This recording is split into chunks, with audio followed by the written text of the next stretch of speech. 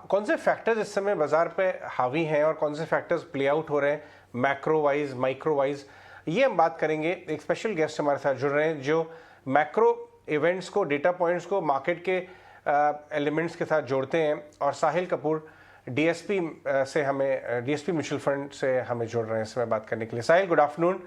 साहिल, सबसे पहले इम्पॉर्टेंट है आपका व्यू जानना कि कल US markets 40 year high inflation print को देख के भी क्रैश नहीं किया, इनफैक्ट वो रिबाउंड किया काफ़ी ज़ोर से, भले ही वो ऑफ हाइस बंद हुआ हो।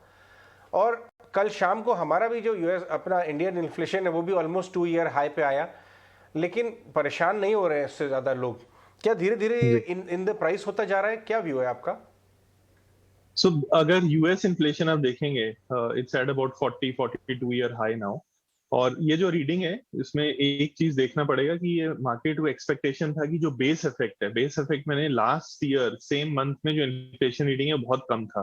तो जब इंडेक्स को हम रिकैलकुलेट करते हैं इस साल, तो क्योंकि वो लास्ट ईयर कम था तो इस साल वो ज्यादा दिखता है। तो वो जो बेस इफेक्ट है जिसको हम बोलते हैं, उसकी वजह से इन्फ्लेशन लगातार ऊपर जा रहा है। तो बेस इफेक्ट प्लस जो रिसेंट हमने एनर्जी प्राइसेस और कमोडिटी प्राइसेस के अंदर अपटिक देखा है, इन दोनों के एडिशन की वजह से इन्फ्लेशन जो है वहां पे एक्सटेंडेड पीरियड के लिए ऊपर आ गया अभी।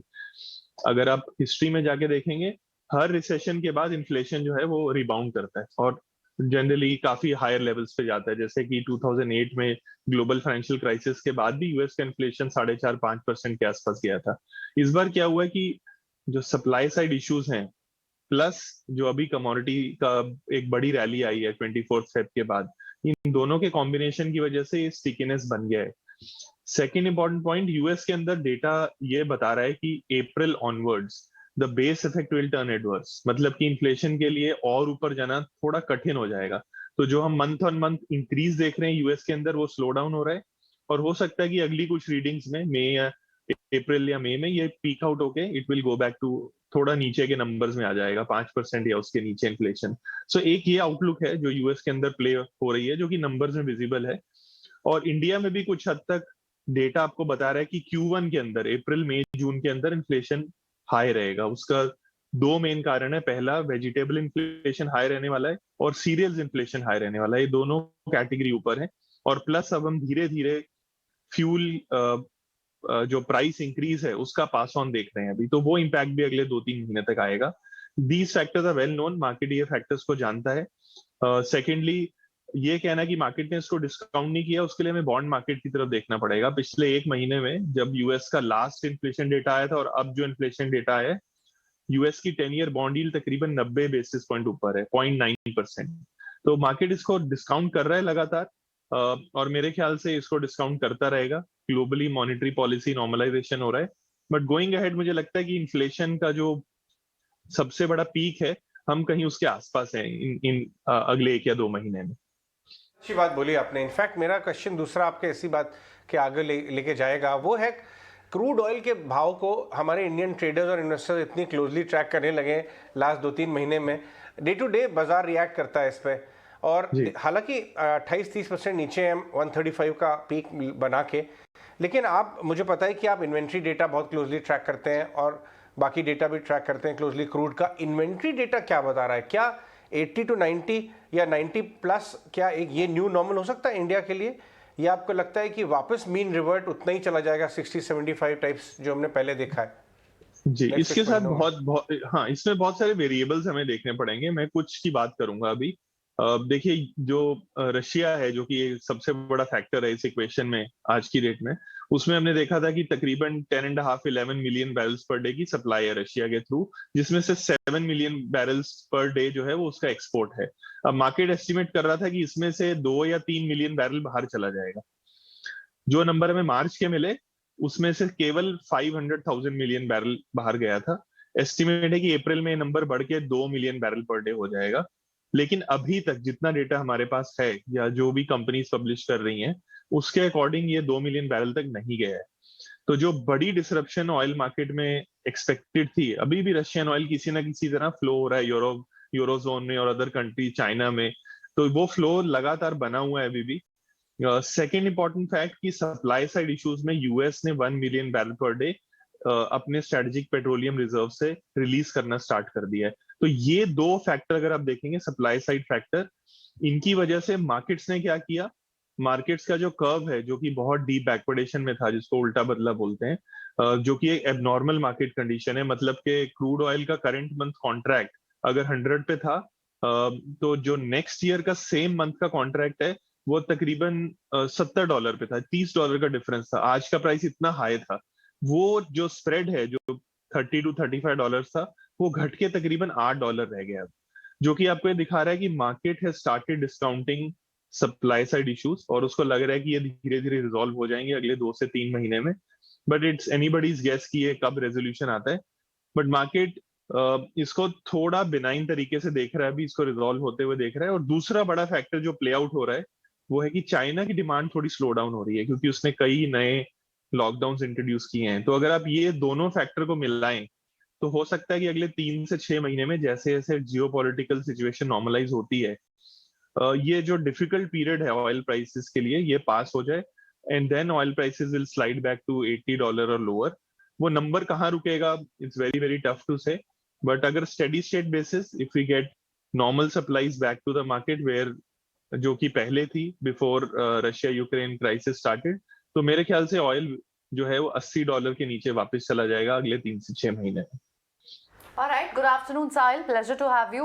प्रियंका हियर। ये जो आपने एक बहुत इंपॉर्टेंट बात कही है, यानी अब कहीं ना कहीं मार्केट्स ग्लोबली भी एनर्जी प्राइसेस को एडजस्ट कर रही हैं, सप्लाई कॉन्स्ट्रेंट्स को एडजस्ट कर रही है। तो ये जो एडजस्टमेंट का फेज है, इसमें हम किस फेज में है? क्या अब कंप्लीटली ये लेग ओवर हो चुका है? Are we in the middle of it?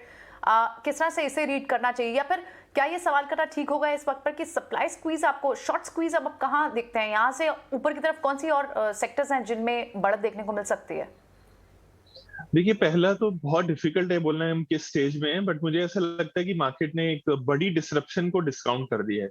क्योंकि एज ऑफ नाउ जितना आज हमारे पास डेटा है, अगर कल को कुछ न्यू एस्केलेशन होता है तो मार्केट उसको जरूर प्राइस इन करेगा, लेकिन जितना डेटा हमारे पास आज है उसको देख के हम ये अनुमान लगा सकते हैं, एस्टिमेट बना सकते हैं कि मार्केट ने 3 या 4 मिलियन बैरल पर डे का जो पहले एस्टिमेट था कि इतना बड़ा डिसरप्शन आ सकता है, शायद उसको डिस्काउंट कर दिया है। उतना बड़ा डिसरप्शन मार्केट नहीं देख रहा है, तो मुझे लगता है ये स्टेबलाइज हो रहा है प्राइसेस कहीं ना कहीं।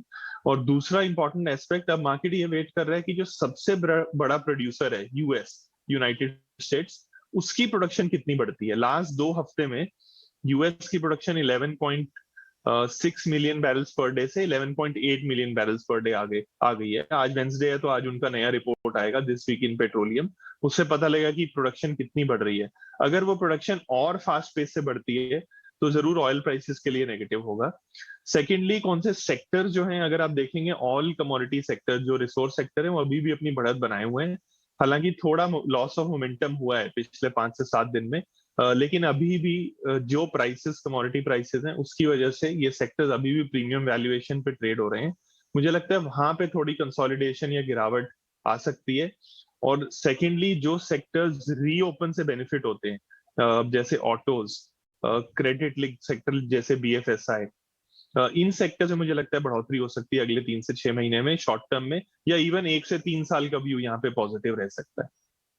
Sahil, real good insights coming from your side. Good afternoon, Mansi this side. Of course, sector specific बाजार पर आप अपना अप्रोच बता रहे हैं, particularly बैंकिंग सेक्टर पर। Health of Indian banking sector की अगर बात करें, पिछले 5 सालों में काफ़ी ज़्यादा सुधार भी इस स्पेस में देखा है। लिक्विडिटी कंसर्न्स हमने काफ़ी सारे देखे हैं बैंकिंग स्पेस के लिए, लेकिन अब फिलहाल जो सिचुएशन है कैसी नजर आ रही है आपको? देखिए, बैंकिंग में मुझे ऐसा लगता है वो ऐसे खिलाड़ी की तरह है जो कि अनफिट हो गया था, और अभी पिछले 3 से 4 साल में उसने जो मेहनत की है वापस वो फिट हो गया है। और मार्केट इसको रिफ्लेक्ट करना भी बाकी है। कुछ शॉर्ट टर्म कंसर्न्स हैं जहां पे आरबीआई की रेट हाइकिंग साइकिल है, तो अपने निम्स कैसे प्रोटेक्ट करेंगे। बट 2-3 डेटा पॉइंट बताता हूँ जो मुझे लगता है कि बहुत इंपॉर्टेंट है और बड़े हैं इस सेक्टर के लिए।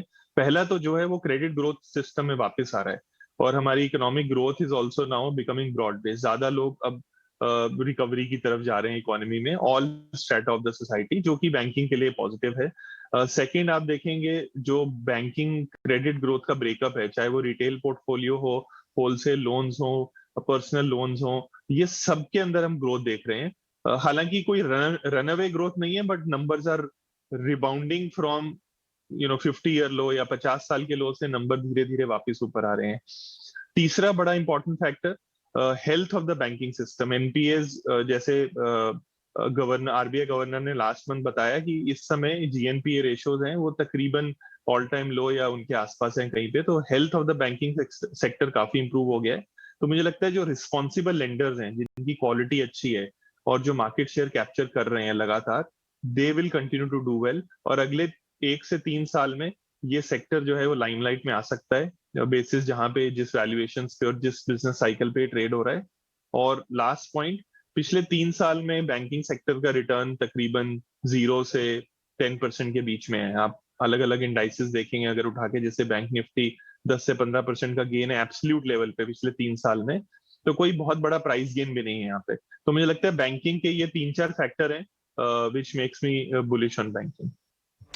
फिटनेस की बात करें तो ये भी बता दें कि साहिल खुद भी फिटनेस फ्रीक हैं और रेगुलर वर्कआउट करते रहते हैं, तो फिटनेस के सेक्टर्स के ऊपर भी बहुत कड़ी नज़र रखते हैं। बाज़ार की फिटनेस के बारे में बात करते हैं, जो थोड़ा सा कुछ लोगों के हिसाब से थोड़ा ओबीस हो गया था बाज़ार, टॉप पे 23-24 टाइम्स शायद चला गया था फॉरवर्ड अर्निंग्स, और वो अर्निंग एक्सपेक्टेशन भी थोड़ी एलिवेटेड थी।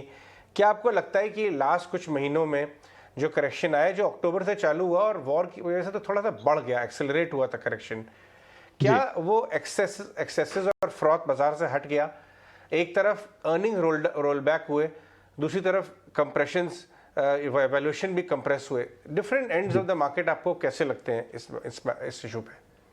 सो अजय, ये बिल्कुल करेक्ट कमेंट है कि दोनों तरफ से जो है बाजार में फ्रॉथ रिमूव हुआ है। पहला, as you said, valuations multiple compress हुए हैं। जहां पे हम पहले 20-22 या इवन कुछ दिनों के लिए 22 के ऊपर ट्रेड हो रहे थे, हम 19 के आसपास ट्रेड होने लगे लगातार। अब 19 टाइम्स 1 ईयर फॉरवर्ड अर्निंग्स, हम उसके आसपास आ गए हैं। साथ ही साथ आपकी अर्निंग्स भी इंप्रूव हो रही हैं। और जो अर्निंग एस्टिमेट बहुत ज्यादा थे, मैंने कुछ महीनों पहले भी हाईलाइट किया था कि 25-27% जो अर्निंग एस्टिमेट है वो बहुत ही ऑप्टिमिस्टिक है। अब वो अर्निंग एस्टिमेट तक कहीं 14-15% के आसपास एडजस्ट हो रहे हैं, जो कि which are more logical in nature. तो 3 तरह से एडजस्टमेंट हो रहा है। एक तो P multiples, valuation multiples adjust हो रहे हैं। दूसरा, एक्सपेक्टेशंस एडजस्ट हो रही हैं। तीसरा, जो ग्रोथ है, earnings growth, that is also normalising. It is, इस साल वो थोड़ी कम रहेगी पिछले साल के मुकाबले, because base effects are very different. But in the next 1 or 2 years we'll have a good year, जहां पे बैंकिंग, एज आई सेड, जो बहुत बड़ा कंट्रीब्यूटर है प्रॉफिटेबिलिटी में, वो अच्छा कर पाएगा। तो फ्रॉथ कम हुआ है मार्केट में, बट मुझे लगता है 3 से 6 महीने का जो कंसोलिडेशन फेज है वो कंटिन्यू रह सकता है। ऐसा अगर हम वापस न्यू हाइस के आसपास जाते हैं तो कहीं ना कहीं फिर भी थोड़े एक्सपेंसिव हो जाएंगे। तो ये जो कंसोलिडेशन फेज है ये अभी चल सकता है। ऑलरेडी हम आई थिंक 7th मंथ में कंसोलिडेशन के। तो ऐसा पॉसिबल है कि और 4 से 6 महीने ये फेज चल सकता है।